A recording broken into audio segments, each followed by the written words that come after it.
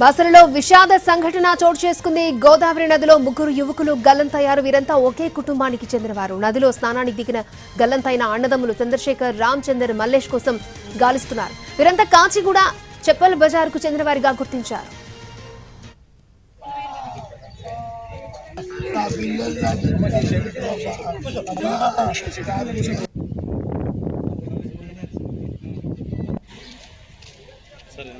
బాసరలో విషాద సంఘటన జరిగింది. గోదావరి నదిలో ముగ్గురు యువకులు గల్లంతయ్యారు.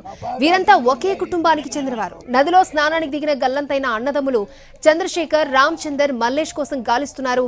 వీరంతా కాచిగూడ చెప్పల్ బజార్ కు చెందిన వారిగా గుర్తించారు.